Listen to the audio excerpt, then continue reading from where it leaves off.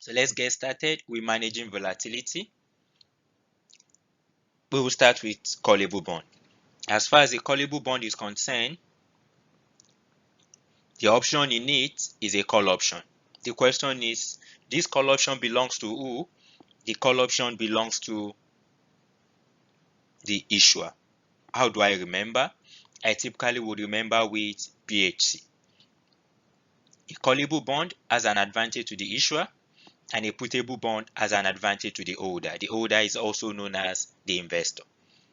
So let's imagine the issuer issued a bond at 10% to the bondholder. We agree the bondholder is also known as the investor. If rates to go up, bear in mind that it's the issuer that has the right as far as the callable bond is concerned. So if rate should go up, will the issuer exercise the right? Let's say the rate went up to as high as 14%. Will the issuer exercise it or right? The answer is no. The issuer would not, because the issuer is basically cheating the investor. The issuer is still able to pay coupon rate at 10%, despite the fact that similar bond now pays coupon rate at 14%. But if rate should go down to as low as, let's say, 6%, will the issuer call the bond back? Yes, the issuer will. The issuer will, because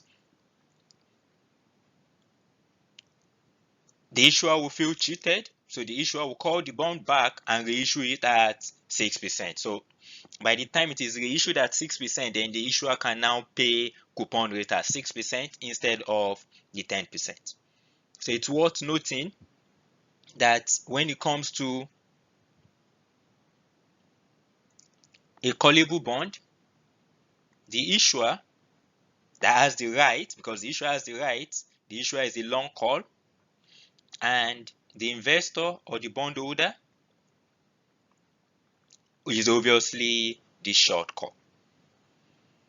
So let's move on to puttable bond. As far as a puttable bond is concerned, we agreed at earlier level that a puttable bond has a put option in it, and the put option belongs to who? The put option belongs to the investor. We talked about it earlier. That's a typical way of remembering is PHC. Puttable bond has an advantage to the issuer. The issuer, to the investor, the investor is the holder, the bond holder.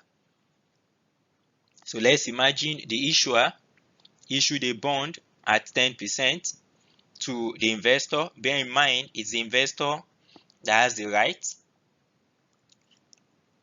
That's the right to sell the bond back to the issuer. If rates should go down, will the investor exercise his or her right? The answer is no. Let's say the rate went as low as 5%. No. The investor will still want to enjoy the rate of 10%, despite the fact that similar bonds now pay 5%. But if rates will go up to 14%, then the investor will exercise his or her right. It's worth noting that as far as a puttable bond is concerned, the issuer is the short put, but the bondholder or the investor